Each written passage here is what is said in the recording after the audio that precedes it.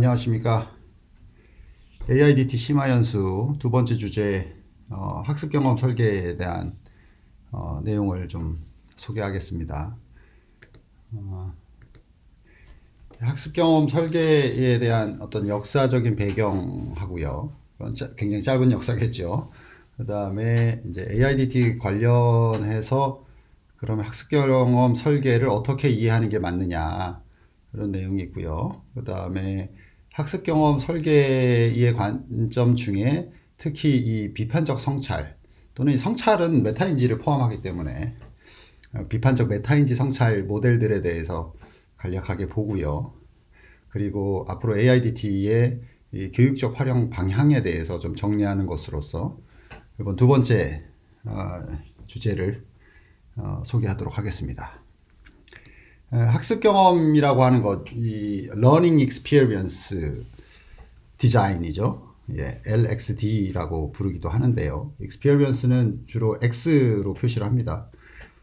강조하기 위해서죠. 경험을 디자인한다예요. 이 경험의 개념에 대해서 조금 지난 첫 번째 강좌에서 언급을 한 바가 있죠. 체험과 경험의 차이요. 예, 경험은 설계되어야 되고 그 목적이 분명해야 되고 그 목적을 성취하기 위한 그 활동 내용이라든가 평가 기준이라든가 이런 것들을 포함했을 때 이걸 이제 교육학에서는 경험이다. 그래서 경험 학습의 중요성을 강조하죠. 1910년에서 50년대 사이는 주로 행동주의에 근거해서 그러니까 뭐 인풋 집어넣으면 아웃풋 결과가 나온다라는 관점에서 접근을 했었어요. 그러니까 인간의 뇌가 비어 있다라고 본 거죠. 많이 입력하면 좋은 결과가 출력되는 그런 경험의 설계였다면 이 구성주의에 들어서서는 60년대부터 80년대까지 구성주의에서는 인간의 학습이라고 하는 것이 인지작용을 통해서 스스로 의미를 찾아내는 과정. 그래서 학습의 주체가 학습자이다.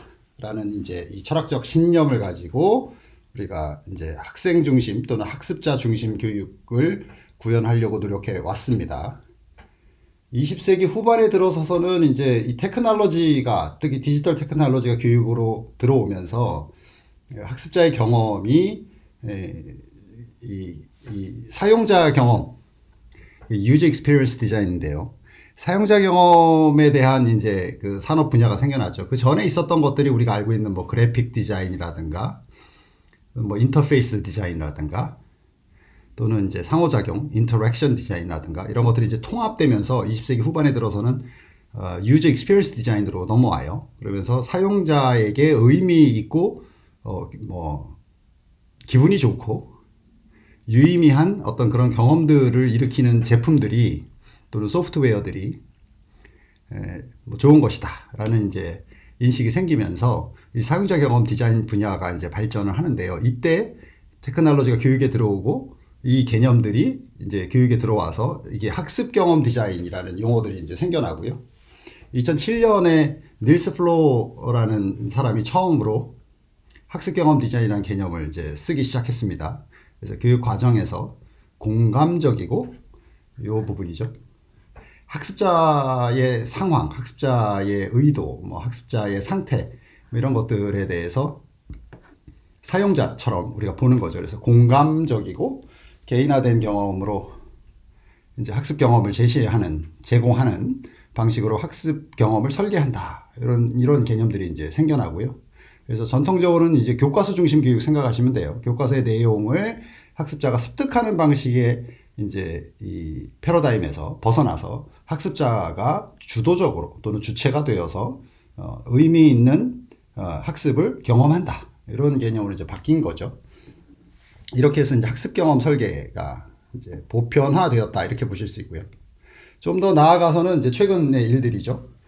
2015년에 줄리 덕슨 같은 경우는 이제 공감의 중요성을 굉장히 강조하고 이 학습에 있어서 학습자의 관점, 그러니까 교수자의 입장이 아닌 학습자의 입장에서 학습 경험을 구성하는 방식으로 이제 더 발전해 가고 있습니다. 그 다음에 이제 2020년 우리가 이제 그 AIDT 얘기하면서 우리가 하이테크 하이터치 교육 모델을 얘기하는데 그때 이제 주로 소개되었던 내용들이 바로 이것입니다. Adaptive Learning Technologies, 적응형 학습 기술 또는 테크놀로지 이런 개념들이 나오면서 학습자의 상호작용과 성과를 분석해가지고 AI가 도입된 거예요. 그래서 그 내용들을 분석하고 개별 학습자에게 필요로 하는 컨텐츠를 제공하는 이 맞춤형 교육이 등장한 겁니다. 그걸 이게 적응형 학습 기술이라고 하고 하이테크 하이터치 모델에서도 또 AIDT에서도 이 적응형 학습 기술을 적용했다. 이런 얘기들을 하고 있죠.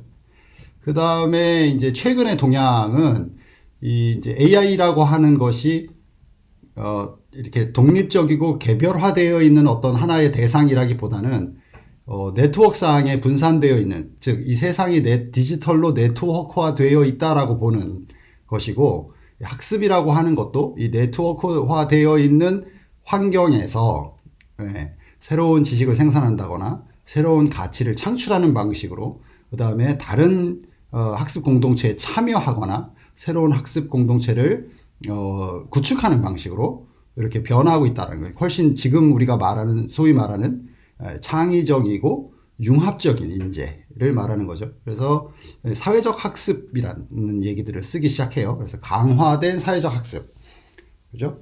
디지털로 했을 온라인에서 할 때는 그것이 훨씬 수월하지 않습니까?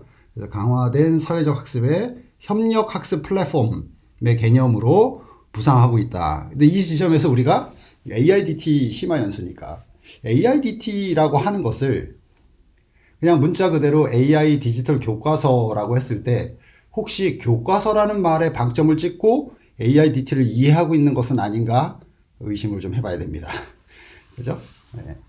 AI를 이렇게 네트워크로 보는 순간 새로운 접근법이 필요해요. 기존의 교과서의 역할을 기준으로 교육 또 AIDT를 이해해버리면 이것은 그냥 단순한 도구에 지나지 않거나 오히려 AIDT가 학교 현장으로 들어왔을 때 어떤 발생할 수 있는 부정적인 요소들에 대한 관심이 더 커질 수 있다. 이렇게 볼 수 있어요. 여하튼 지금 동향은 학습 경험 설계에서 소셜, 그러니까 사회 관계적, 소셜은 사회 관계적으로 번역하면 딱 맞아요. 소셜, 사회 관계적, 그리고 공동체 기반 학습의 중요성이 강조되고 있다. 이렇게 보는 거죠. 여기서는 비판적 사고, 그 다음에 창의력, 그 다음에 소통 능력, 그 다음에 이제 협업할 수 있는 능력, 이런 것들이 21세기에 우리가 말하는 학습 역량이다. 그래서 그 개념과 또 일치하고 있죠. 그래서 학습 경험의 설계 역사를 간략하게 살펴봤는데 이런 식의 변화가 일어나고 있다. 그러면 우리는 지금 이 적응형 학습 기술과 이 커뮤니티 기반 학습이라고 하는 어떤 패러다임 이 사이 정도에 놓여 있는 것은 아닌가? 이렇게 한번 생각해 보실 수 있을 것 같아요. 그래서 이 학습 경험 설계 역사의 근거에서 AIDT를 활용한다라는 것을 어떻게 정의할 것인가 라고 했을 때 이 정도로 정리할 것 같아요. 정리될 수 있을 것 같아요. 학습 경험 설계에 대한 이해는 이 다음 슬라이드에서 보실 수 있고요. 그리고 AIDT를 교육적으로 활용한다라고 하는 것에 대한 이제 정의를 제가 해보려고 할 거예요. 특히 이제 비판적 성찰과 메타인지 관점에서요. 그래서 AIDT 활용이라고 하는 것은 학습 내용과 학습자 간의 상호작용만을 의미하는 것은 아니라는 거예요. 그거는 교과서 중심적 사고다 이렇게 볼 수 있는 거죠. 그 다음에 사회적 맥락으로서의 학습 환경을 설계하는 것이다 이렇게 보는 거죠. 그러니까 AIDT는 하나의 학습 커뮤니티 또는 학습 플랫폼 정도로 확장시켜서 이해하는 것이 더 현실적이다 이렇게 말씀드릴 수 있고요. 이거는 좀 하이라이트 해볼까요? 사회적 맥락으로서의 학습 환경을 설계하는 것으로서의 AIDT를 바라볼 때 우리는 그 AIDT가 제공하는 다양한 서비스와 기능들에 대해서 보다 교육학적으로 접근할 수 있다 이렇게 말씀드릴 수 있고요. 학습 환경을 구성하는 요소로서의 AIDT 기능과 서비스를 조직해야 한다는 것을 의미하겠죠. 그러니까 그 다음에 결과적으로는 학습 경험을 설계한다는 이 말은 학습 공동체를 구축하는 것과 같은 말이 되는 거예요. 그러면 그죠?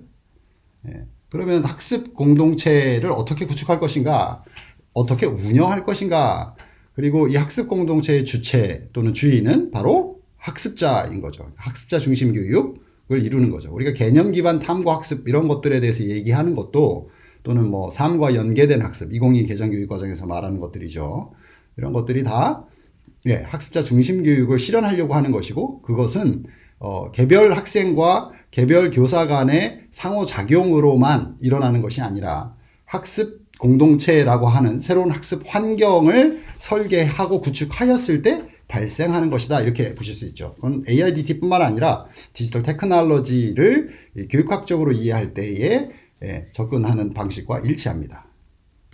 자, 그럼 학습 경험 설계에 대해서 좀 이해를 해볼까요? 학습 경험 설계를 해야 되는 거죠. 뭐를? 학습 경험을. 학습 경험이 뭐냐는 거예요. 그죠?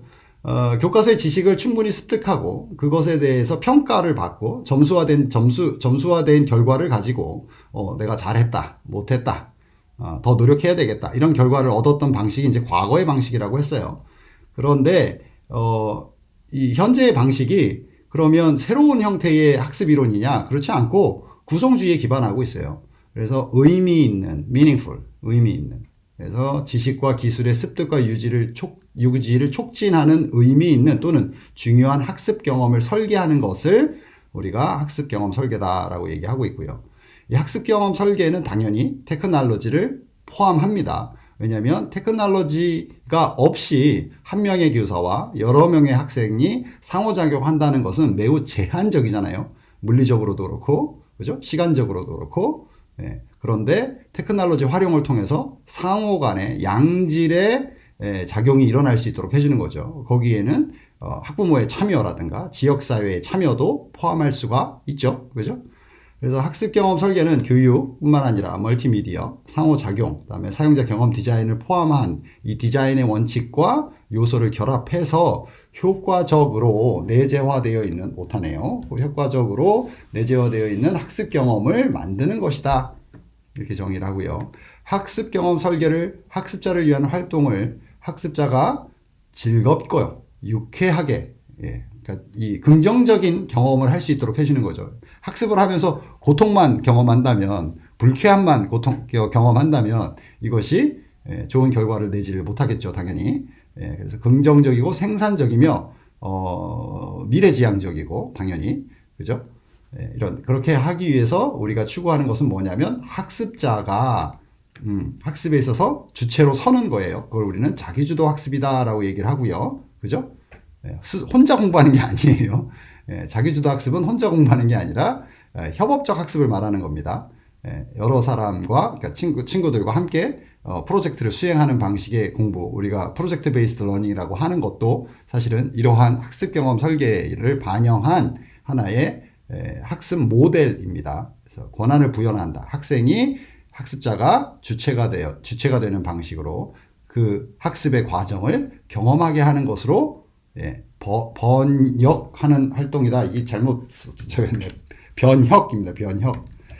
변혁. 우리가 그 디지털 우리가 지금 쓰고 있는 거죠. 디지털 교육 혁신이 바로 이 변혁을 하려고 하는 거고, 요거를 우리가 영어로 transformative pedagogy 또는 education이라고 하죠. 이렇게 이해하시면 되겠습니다. 자, 그 학습 경험 설계는 우리가 좀 착각할 수 있는 게 이 교수 설계라는 말이에요. instructional design이라고 하고요. 이건 원래 있었던 것이고요. 지금은 learning design, 학습 설계입니다.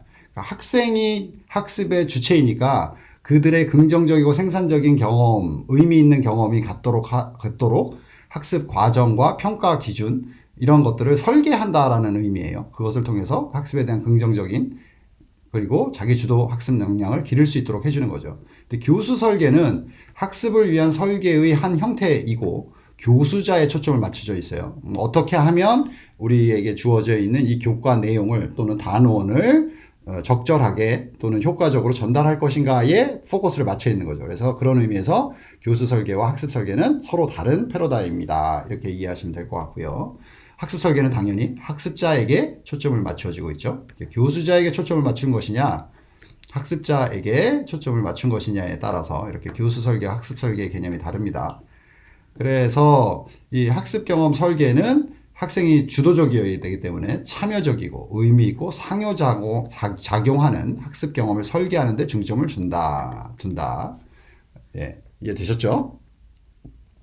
학습자 중심 교육을 하자고 했을 때, 그럼 당연하지라고 우리는 지금 말하고 있는데, 우리의 수업의 형태, 우리의 교수 전략, 그 다음에 평가 기준, 평가 방식, 이런 것들을 볼 때 이게 정말 학습자 중심 교육이냐, 기존에 있는 지식을 습득하게 하기 위한 방식은 아니었는가, 좀 뒤돌아볼 수 있겠죠. 뭐 자세히 얘기하지 않아도 다 아실 것이라 이렇게 생각을 합니다.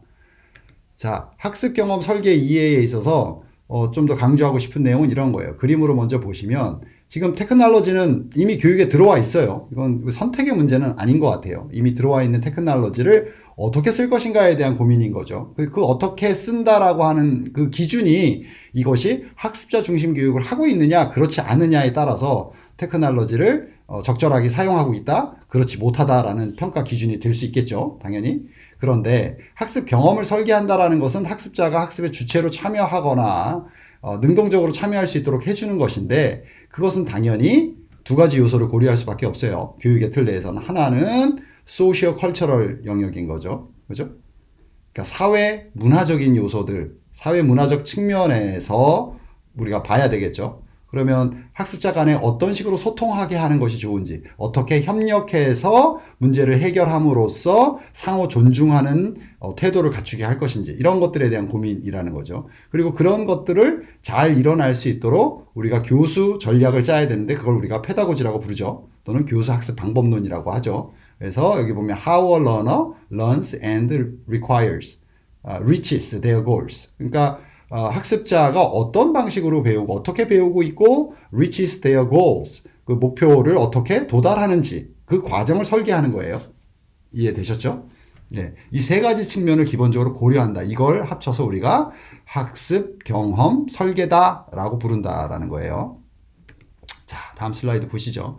그래서 이걸 정리하면 사회 문화적 차원, 테크놀로지 차원, 페다고지 차원, 이 세 가지 요소를 모두 고려해야 된다. 이 내용을 읽어보시면 이런 내용이구나 이렇게 아실 수 있는데, 정리를 하자면 이래요.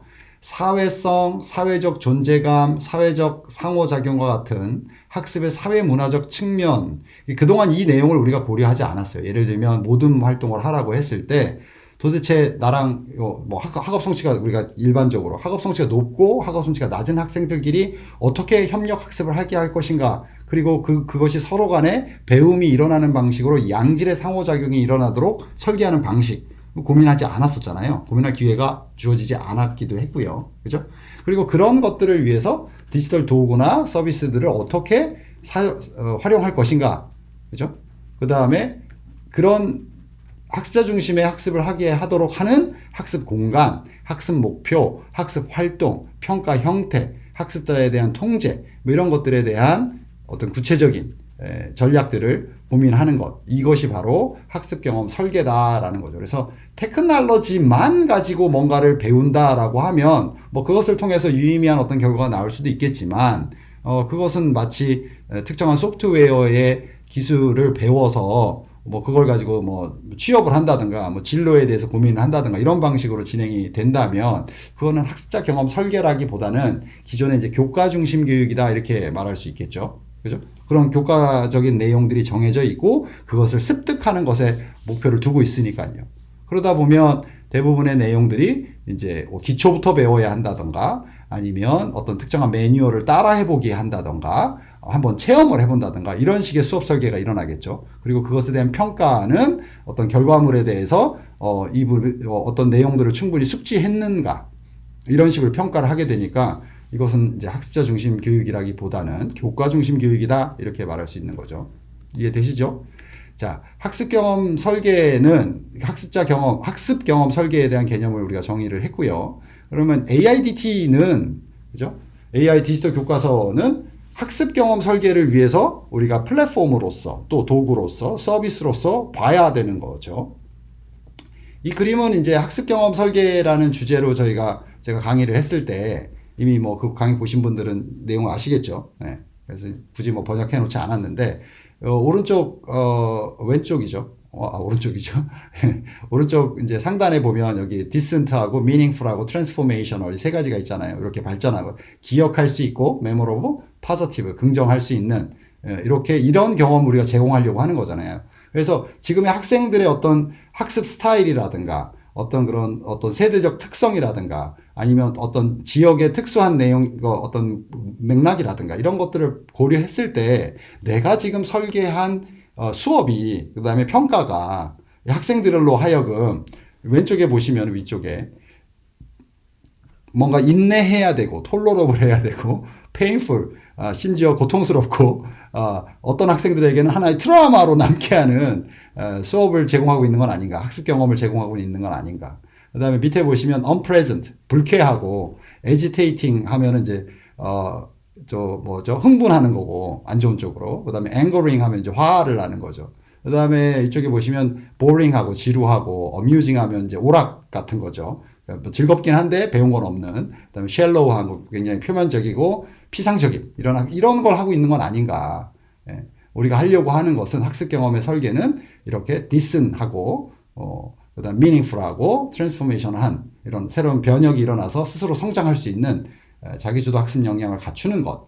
예. 그런 식으로 우리가 수업을 설계했는가라는 반성을 좀 해볼 필요가 있겠죠. 궁극적으로 AIDT에 대한 행정적인 문제라든가 뭐 정치적인 문제라든가 그걸 논하는 게 아니에요. 그거는 그거대로 유의미한 논의가 있어야 하겠고요. 저는 교육학적인 측면에서 테크놀로지가 이미 교육에 들어와 있다라는 관점에서 AIDT를 한번 보자라는 거예요. 그렇다고 한다면 AIDT 활용이라고 하는 것은 이렇게 긍정적인 양질의 학습 경험을 제공하는 방식으로 이해해야 되지 않을까 이렇게 생각을 합니다. 여기서 중요한 점은 써놨죠. 경험이라고 하는 게 주관적이에요. 그러니까 한 반에 뭐 작게는 15명, 많게는 30명까지 있던데요, 요즘. 여러 명의 학생들이 있지 않습니까? 그 학생들을 학업 성취에 따라서만 평가할 수 없잖아요. 그죠? 지금 당장 시험을 봐서 그 점수를 가지고 이 사람을 또는 특히 이 사람의 발전 가능성을 평가할 수 없잖아요. 부분적으로 평가할 수 있는 것이죠. 그죠?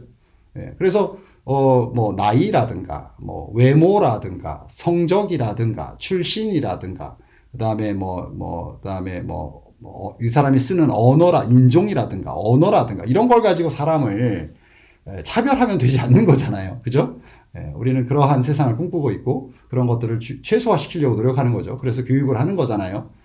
근데 우리가 하는 교육 방식이 만약에 이렇게 양질의 학습 경험을 제공하지 않고 그 외에 분면에 있는 이런 부정적이고 잊혀지기 쉬운 이런 방식의 교육 수업을 설계했다면 이런 걸 경험한 학생들이 이 사회의 구성원으로서 이 시민으로서 살아가는데 매우 어렵겠죠. 그 얘기입니다. 모든 학습자가 학습 과정에 주체로 참여하도록 해야 하고 학습자가 스스로, 그러니까 다시 말하면 여러 명의 학생을 모두 만족시킬 수 없어요. 제도적이고 물리적인 한계가 있는 거죠. 그렇다고 하면 학생들이 스스로 성장할 수 있도록 기회를 제공하는 방식으로 이 다양한 학습 니즈, 학생들이 갖고 있는 다양한 스타일들의 이제 맞춤형 교육이 가능한 거죠. 그러니까 맞춤형 교육은 개별 학생에 대한 서비스를 제공한다는 측면보다는 학생이 주체가 되어서 이 현장에서 학습이 긍정적이고 생산적으로 일어났을 때 이들이 성장한다. 이것이 21세기 교육에 맞다라고 보는 것이지 선생님 혼자서 여러 명의 학생에 대한 니즈를 다 맞춰서 맞춤 교육을 제공한다. 이런 개념이 아닙니다. 이해되시죠? 그래서 학습자가 스스로 경험을 조직할 때 그죠? 이게 역량을 갖추는 거예요. 학습 역량을 갖췄다라고 하는 건 학습자가 스스로 경험을 조직할 수 있도록 우리가 도와주는 것이다. 그런 의미에서 테크놀로지를 사용하는 것이죠. 학습 결과에 대한 책임이 학습자 자신에게 있음을 자각시키는 거예요. 그죠? 학습은 학습자가 해야 되는 거잖아요. 그죠? 교사인 내가 열심히 해가지고 내용을 아주 잘 안다고 하더라도 그것을 통해서 소수의 학생들만 혜택을 입는다면 그걸 좋은 공교육이다라고 말하기는 어렵잖아요. 그죠? 그래서 물론 교수자는 학습 경험 설계, 학습 과정, 학습 결과에 대한 공동의 책임이 있습니다. 그러니까 학습자와 교수자 둘 다 책임이 있다 이 말입니다. 그 외에 학부모라든가 지역사회라든가 보호자라든가 그다음에 기타 이제 교육기관이 되겠죠. 다 책임이 있습니다. 따라서 학습 경험 설계는 학습자와 교수자의 협업적 관계를 기반으로 학습자 중심 교육을 지향합니다. 이걸 조금 더 체계화시켰다고 말할까요? 개념화시켜서 보자면 저는 AIDT 또는 AIDT를 디지털 테크놀로지로 치환해서 이해하시면 되겠어요. 학습 환경으로 보는 것이 맞다라는 거예요. 그죠? 예. 그래서 최적의 학습 환경을 제공하는 것, 또 다음에 학습 경험을 제공하는 것이 우리 교육의 목적이라면, 그죠? 거기서 AIDT가 제공하는 기능과 서비스를 어느 정도 사용할 것인가라는 것은 우리가 설계한 학습 경험에 따라서, 학습 환경에 따라서 결정될 문제이다라고 보는 거죠. 왜냐하면 학습자는 매우 다양하기 때문에라는 거죠. 뭐, 같은 고등학교 학생이라고 하더라도 지역별로, 그죠? 어떤 그 편차가 심하잖아요. 네. 그렇다면 그 학습자의 현 상태에서 최적의 학습 경험을 제공하는 것을 목적으로 하는 것이고 그 가운데 AIDT의 기능과 서비스가 선택적으로 사용된다. 이렇게 말씀드릴 수 있을 것 같고요. 그리고 그 선택의 기준은 바로 사회 문화적 맥락에서 학습자를 이해할 수 있고 그것을 가장 잘 이해하는 사람은 선생님이죠. 예. 우리는 교육 전문가니까요. 맞죠? 그리고 그 사회 맥락에서 다양한 테크놀로지나 이 테크놀로지 환경들을 고려하는 것이고요. 그런 사회 문화적 맥락의 이해에 근거해서 우리의 교수 전략이 만들어지는 것이고요. 그 가운데 AIDT가 위치지어져 있는 것이죠. 그래서 학습자가 이런 테크놀로지와 상호작용을 통해서 여기서 테크놀로지 학습자의 상호작용은 학습자 1인과 테크놀로지 상호작용 뿐만 아니라 학습자 간 그죠? 그 다음에 학습자가 다른 학습자 또는 다른 이해관계자와 상호작용을 할 때 그 중재하는 역할을 하는 거죠. mediated라고 하잖아요. mediation. 예, 그런 의미에서 AIDT를 보는 것이 맞고 그렇다고 한다면 이것은 학습 환경이다. 그리고 그 학습 환경을 설계함을 통해서 긍정적인 학습 경험을 일으킨다. 이렇게 이해하시면 될 것 같아요. AI 튜터나 동료 학습자, 학부모, 교사와 상호작용 서비스를 제공한다는 측면에서 AIDT는 사회문화적 플랫폼이다. 그죠? 이 양질의 상호작용을 제공하지 않은 채 AIDT를 사용한다. 이것은 이 디지털 테크놀로지를 도구적인 관점에서만 쓰고 있는 것이고, 그 이면에는 21세기가 아닌 20세기 또는 교과서 중심의 교육을 하고 있다. 이렇게 얘기할 수 있어요. 물론, 제가 여러 차례 말했지만 교과서 중심 교육을 한다 그래서 그 선생님이 나쁜 선생님이다 이건 아니에요. 성품이 아주 훌륭할 수 있습니다. 저는 시대의 변화를 말씀드리는 거예요. 이렇게 층이 되어 있다라는 거예요. 그래서 이 관계를 이해하고 나의 교육적 관점 또는 나의 교육 철학을 정립해야 이것을 어떤 그런 기능적인 측면뿐만 아니라 이런 사회 문화적 맥락에서 이해할 수 있다. 그것이 훨씬 더 교육학적 접근이다. 이렇게 말씀드릴 수 있을 것 같아요. 자, 뭐 같은 얘기들을 여기서 쭉 나열해 놨습니다. 하이라이트 한 것만 한번 볼까요? 사회문화, 테크놀로지, 페다고지 이 세 가지가 고려되어야 했고 이것을 우리가 학습 경험 설계의 세 가지 요소다라고 했어요. 그죠? 여기서 핵심은 이 세 가지가 분리되어 있는 것이 아니라 상호작용하면서 바뀌고 있다라는 거죠. 그죠? 그래서 학습자의 사회문화적 맥락에서의 경험, 학습자의 디지털 테크놀로지 상호작용, 다양한 페다고지 요소를 통해서 학습자의 의미 생성 과정 또는 지식 생성 과정이라고 표현할 수 있을 것 같아요. 결과적으로는 긍정적인 학습 경험을 촉진하기 위함이고요. 그런 차원에서 AIDT 기능과 서비스에 대한 종합적이고 분석적 접근이 필요하다. 이렇게 말씀드릴 수 있을 것 같아요. 자, 다음 주제로 넘어가 볼게요. 다음 주제는 이제 비판적 성찰과 메타인지인데, 그럼 이런 학습 경험 설계에 있어서 여러 가지 이제 뭐 중요한 요소들이 있을 수 있어요. 뭐 에듀테크라고 우리가 말하는 그런 다양한 기기나 AIDT를 포함해서 그런 것들에 대한 어떤 뭐 숙련도라고 할까요? 아니면 이해라고 할까요? 뭐 그런 것도 일정 정도 필요해요. 근데 그건 사실은 혼자 학습할 수 있어요. 그죠? 뭐 굳이 연수를 해가지고 누가 이렇게 보여주는 거를 보고, 예. 왜냐하면 유튜브 보면 다 있으니까요. 예. 그걸 뭐 굳이 내가 시간을 내서 그렇게 할 필요는 없죠. 네, 저는 그렇게 생각을 합니다. 내가 관점이 서 있다면 스스로 학습할 수 있는 능력을 교사인 내가 갖추고 있잖아요. 예. 그죠? 예. 자. 그런 요소들은 차치하고 제가 여기서 강조하고 싶은 거는 학습 경험 설계에 있어서 학생이 이제 학습자가 주체가 되는 것인데 여기서 이제 우리는 비판적 사고의 중요성을 강조하지 않을 수가 없습니다. 그 다음에 특히 메타인지. 왜냐하면 AI뿐만 아니라 AIDT 또는 디지털 테크놀로지라고 하는 지금 이 우리가 사용하는 많은 어떤 기능들이나 서비스들을 볼 때 내가 지금 무엇을 하고 있는지, 나는 무엇을 목적으로 이러한 학습의 과정을 거치고 있는지, 나는 무엇을 질문해야 하는지, 이런 식의 자기 성찰에 기반한, 그죠? 메타인지라고 하죠. 자기 인식이 필요하고요. 그 다음에 질문을 할 때에도 그것은 무엇인가 라는 단순 질문이 아니라 왜 그것이 그렇게 되는 것인지, 어떤 사회적 맥락에서 그런 것들이 발생한 것인지, 다른 상황에선 바뀌지 않는가, 이런 질문들이 필요한 거죠. 그래서 저는 지금의 시대를 과거는 교과서 중심 교육, 지금은 이제 경험 중심 교육이라고 이렇게 얘기한다면, 그걸 다른 말로 하면 과거는 인지 중심 교육, 지금은 메타인지 중심 교육이다, 이렇게 말을 하고 싶습니다. 이 경험학습이라고 하는 개념이 있어요. 교육학에는 experiential learning이라고 하죠. 이 경험이라고 하는 것이 그 체험학습이다라고 우리가 잘못 이해하고 있는데 그렇지 않습니다. 그러니까 물론 직접 해보면 그것으로부터 얻을 수 있는 것들이 있지요. 그런데 그것이 조직되어 있지 않으면 딱히 그렇게 생산적이지도 않고요. 그것을 통해 얻었다고 하더라도, 뭔가 새로운 걸 깨달았다라고 하더라도 어떤 자기 역량의 변화가 일어나는, 내가 성장하는 이런 변혁적 학습이 일어나질 않아요. 일어날 수도 있어요. 물론. 근데 매우 제한적이죠.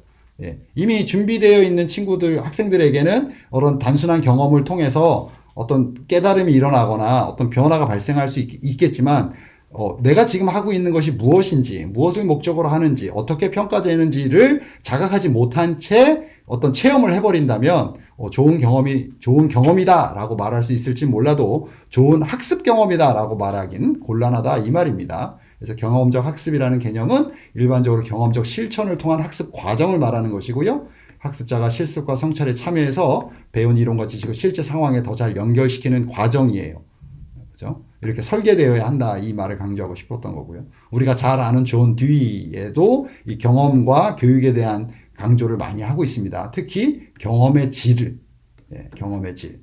좋은 경험을 한다, 학습 경험을 한다라고 하는 건 당연히 설계되어야 하는 거예요. 우리가 수업과 평가를 묶어서 수업 설계라고 말하잖아요.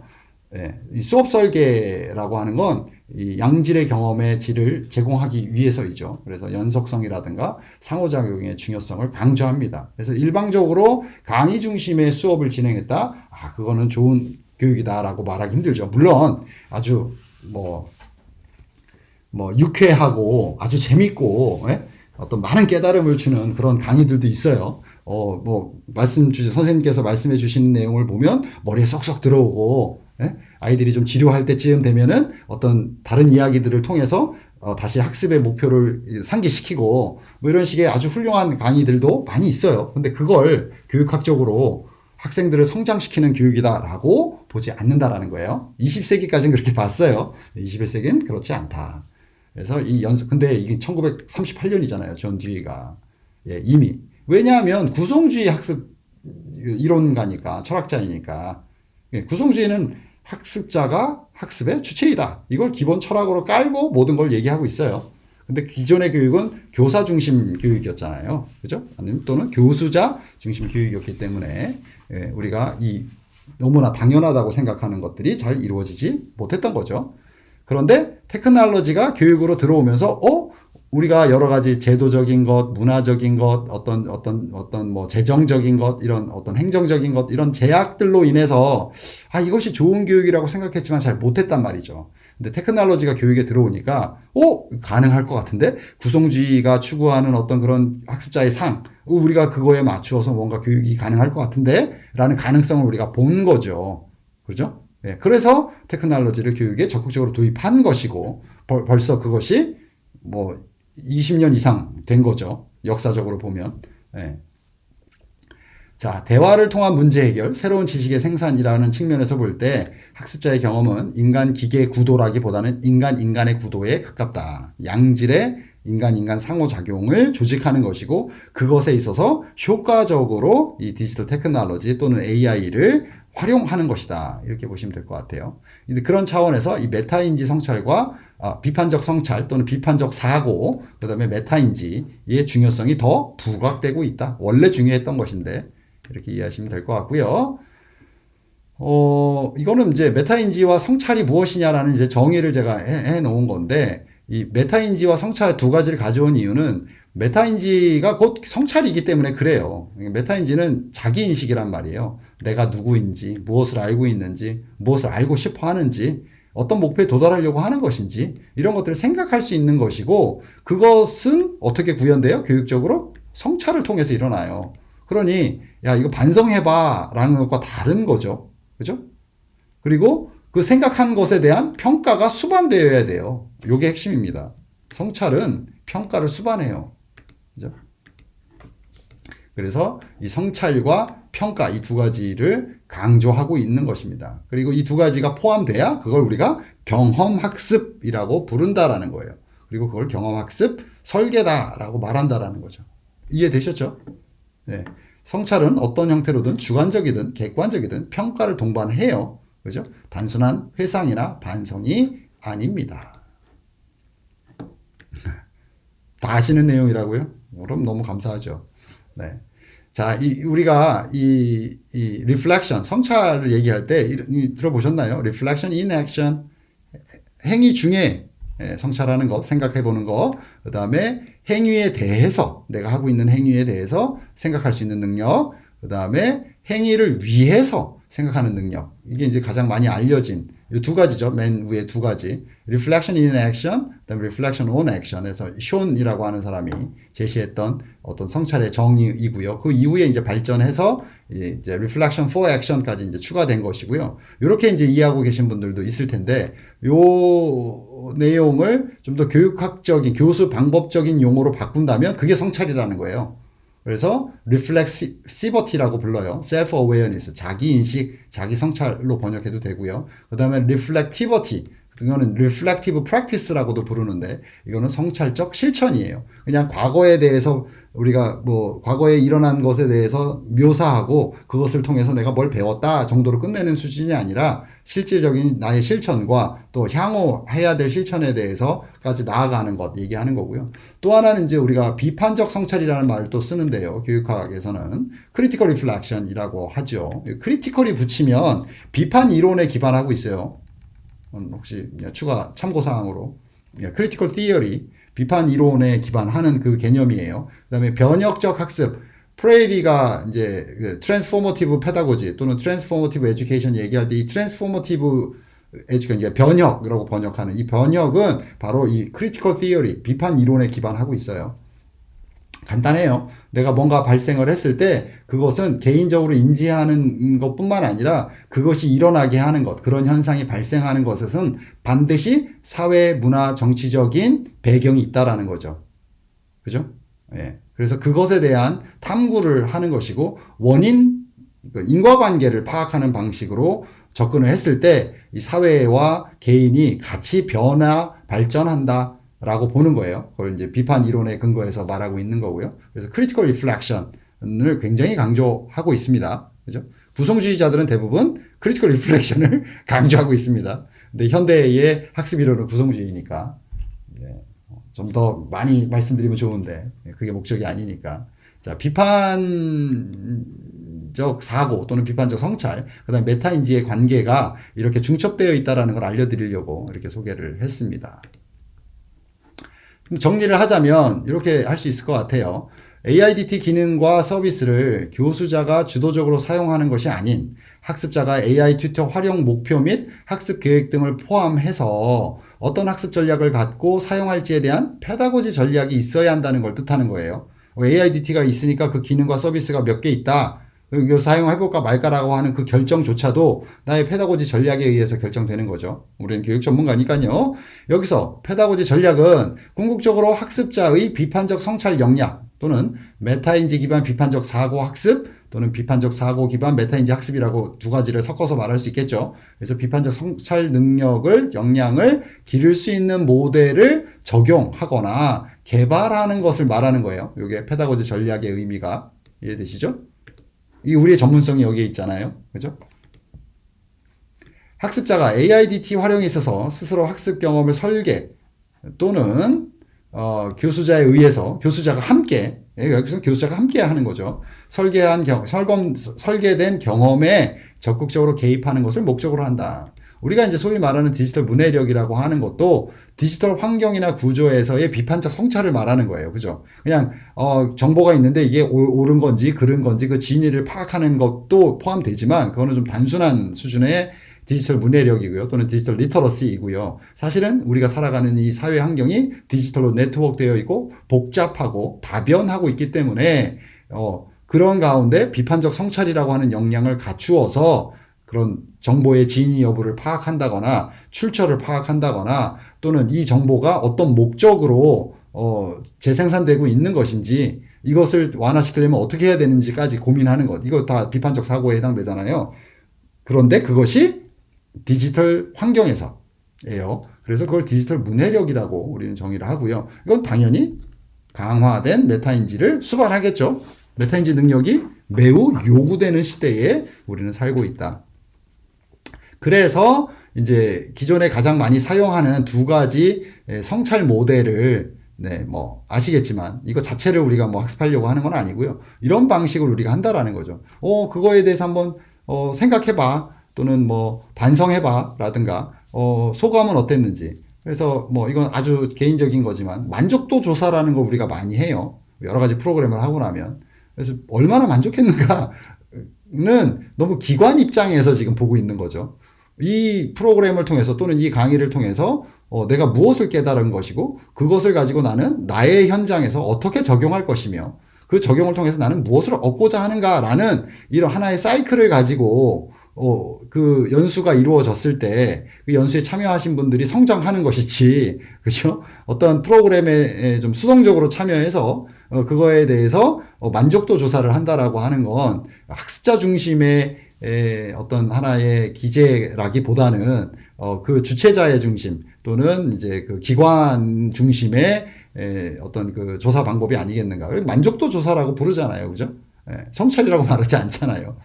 좀 전에 말씀드렸듯이 이러한 단계를 가지고 얘기하는 것이 이 코업의 이제 경험학습 주기라든가 깁스의 성찰 주기. 사실은 이제 코업의 경험학습 주기가 먼저 나왔고, 그 다음에 이제 깁스가 그것을 조금 더 체계화시켰다 이렇게 보실 수 있어요.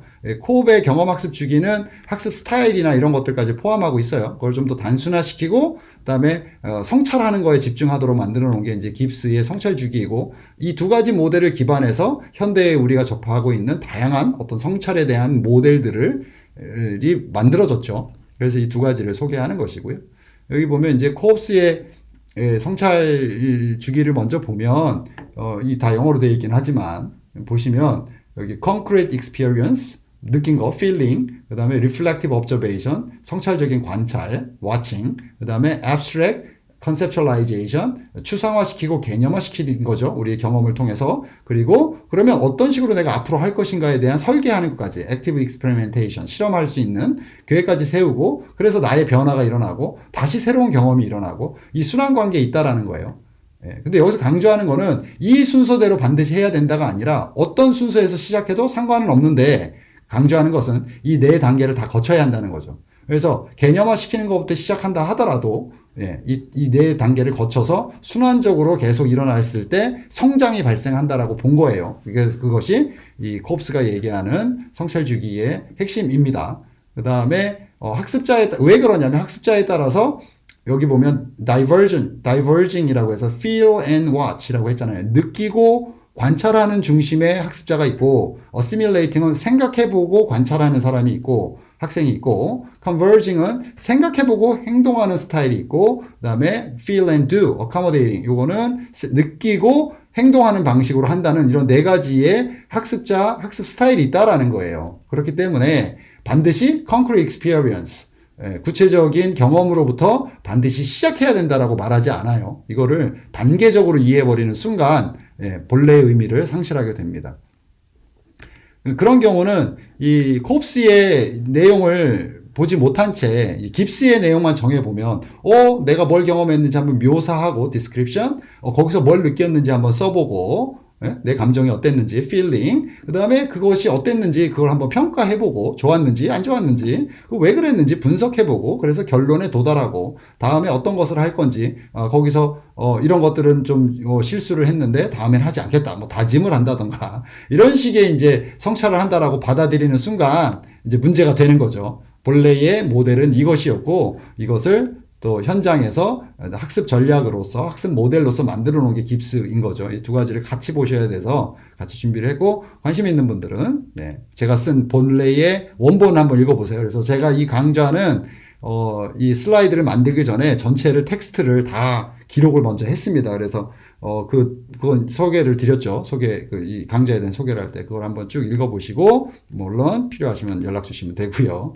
자, 그러면 우리가 AIDT를 사용하던 그렇지 않던 간에 좀 사용한다고 전제하죠. AIDT 심화 연수니까. 그러면 학생들의 이 비판적 성찰 또는 메타인지 작용을 활발하게 할 수 있도록 우리가 해야 될 것은 문제를 열심히 풀고 거기에 맞춰서 점수에 따라서 뭐 맞춤형 컨텐츠가 제공되니까 거기 또 다음 또 공부를 해보고 이런 식의 내용도 포함될 수는 있지만, 그거보다는 우리는 이런 도전적인 질문들을 할 거예요. 왜? 학생들의 메타인지 능력과 비판적 사고 능력을 기르는 것이 목적이기 때문에 그렇잖아요. 그죠? 그러면 여기서 중요한 건 이 단계를 반드시 거쳐야 된다는 차원보다 각 단계별로 이러한 질문들이 있을 수 있다라는 거고, 이런 질문들을 우리가 교사로서 던진다거나 아니면 그 AI 튜터 역할이 있으니 AI 튜터를 통해서 이러한 질문들을 생산하고 학생들에게 제시해 준다든가 이런 식으로 맞춤형 교육이 가능하다. 그리고 그것이 개별적인 학생을 대상으로 할 수도 있고 반 전체를 대상으로 할 수도 있고, 그 다음에 각 그룹별로도 이런 아주 맞춤화된 비판적 질문, 창의적 질문들을 메타인지적 질문들을 제공할 수 있는 거죠. 이해되시죠? 네. 분석 같은 경우에 예를 들면 왜 일이 잘 진행되었는지, 왜 잘 안 됐는지 이렇게 물어볼 수도 있고요. 더 나아가서 상황을 어떻게 이해할 수 있는지, 어떤 지식이나 내가 가진 지식이나 다른 사람이 가지고 있는 어떤 그런 배경에서 근거해 볼 때 이 상황을 이해하는데 어떤 도움이 되는 건지, 이런 것들을 우리가 질문할 수 있죠. 뭐 행동계획에서 보시면 어떻게 여기 나는 어떻게 다음에 다르게 행동할 수 있는지에 대해서 구체적으로 계획을 세우게 하고, 이런 사이클을 통해서, 그러니까 성찰적 주기를 통해서 비판적 사고 능력을 기를 뿐만 아니라 내가 성장해 가는 그런 식의 이제 우리가 교수 전략을 설계할 수, 또는 수업 평가를 설계할 수 있겠죠. 자, 마지막 슬라이드입니다. 그러면 이러한 비판적 성찰적 또는 비판적 메타인지적 성찰 활동을 통해서 그것을 중심에 놓고 AIDT 환경을 구성한다, 학습 환경을 구성한다라는 관점에서 본다면, AIDT를 교육적으로 활용한다라는 것은 경험적 학습 주기를 AIDT 활용에 적용한다면 경험적 성찰 주기를 통해서 학습자 자신의 정신적 모델이 개발되는 거예요. 그죠? 그 뭐 피아제 기억나시죠? 뭐 스키마 이런 얘기 하시잖아요. 멘탈러티예요. 나의 정신 세계가 구축되는, 개발되어 가는 거예요. 그것을 우리가 성장한다라고 말하는 거죠. 그죠? 이를 위해서 학습자 개별의 학습 스타일에 따라서 성찰 주기 시작 단계를 선택할 수 있다라는 것이죠. 예. 그게 여러 명의 학생과 선생님 혼자 하면 물론 이것만 전적으로 일할 수 있는 환경이 보장된다면 할 수 있겠지만 그렇지 못하잖아요. 그래서 이런 다양한 테크놀로지를 통해서 개별 학생들의 필요로 하는 것들, 또는 그룹 또는 각 반마다 필요로 하는 것들을 우리가 이제 커스터마이즈 할 수 있다, 이 얘기고요. 교사가 개별 학생의 학습 스타일을 파악하기보다 자기 설문조사를 통해서 스스로 찾게 하거나, 그죠? 그러니까 학습 스타일을 파악하려고 노력하는 분들도 있을 텐데 다 파악하기 힘들고요. 학습 스타일이 또 바뀌어요. 그죠? 그러니까 스스로 할 수 있도록 자기 설문조사를 통해서 스스로 자기 스타일을 찾고, 또 지금은 이게 나의 스타일이라고 믿었으나 학습 활동을 함으로써 새로운 학습 스타일을 또 발굴해낼 수도 있거든요. 성장하니까. 그 다음에 물론 협업 활동으로서 조직해서 가능하겠죠. 그리고 사실은 이것이 더 효과적이에요. 학습자 중심 교육으로 설계할 때. AIDT와 같은 새로운 테크놀로지를 적용한 수업에서 학생들은 그저 교수의 지침에 따라 또는 AIDT 제안에 따라서 문제풀이를 하는 것이 아닌, 그죠? 학습 목표에 맞게 학습 전략을 세우고 AIDT 기능과 서비스를 이해하고 반영할 수 있도록 해야 되겠죠. 그죠? 네. AIDT뿐만 아니라 학습 교재, 이해관계자, 디지털 테크놀로지 등을 어떻게 활용할 것에 대한 계획과 전략이 포함되어야 되겠죠. 이거를 선생님께서 모두 짜줄 필요가 없어요. 예, 학생들이 함께 하거나 학생들에게 그 과제를 주면 잘 짭니다. 공교롭게도 자기주도 학습의 핵심 요소 중 다양한 문화적 도구의 활용, 다양한 나이대의 사람들과 네트워크를 형성하고 학습 공동체를 형성하는 것이 이게 자기주도 학습의 정의예요. 혼자 공부하는 게 아니에요. 네. 왜냐하면 이 self-directed learning이거든요, 영어로. 이 directed를 이렇게 이해하시면 돼요. 감독, director, 감독으로 이해하시면 내가 나를 감독하는 거예요. 나의 학습 환경을 이해하고 내가 접근할 수 있는 사람들을 이해하고 나의 학습 목표를 자각하고 그걸 감독하는 거예요. 예, 그래서 그걸 자기주도 학습이라고 번역해서 부르는데, 예, 이걸 디렉티드를 이게 방향이거나 감독하는 거니까 스스로가 감독이 되어서 하는 학습으로 번역하는 게 아마 이게 자기주도 학습에 대한 정확한 개념 이해일 거예요.